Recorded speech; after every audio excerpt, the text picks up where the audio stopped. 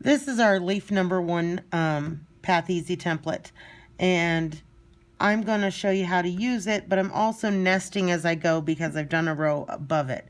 So as it comes out the other side, you'll be able to see what it looks like. So all we're going to do here is I've already knotted myself in and I'm ready to start. So all you're going to want to do is make sure, of course, you're moving fabric and template together, and at each one of these little points you want to do just a slight pause, just so you get a nice point in those areas. Otherwise, sometimes you get a rounded off leaf, and well, I guess that's okay if you consistently make them all the same.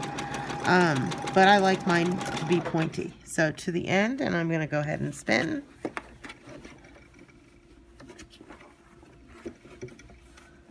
Make sure that my pattern is nested, and stitch again.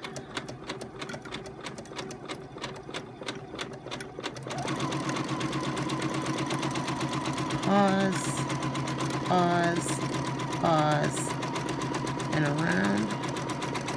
Pause, pause, pause,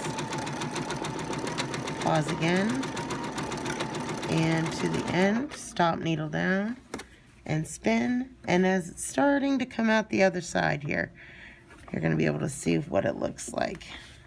I don't know if you can see that or not, but it nests inside of itself really, really nicely.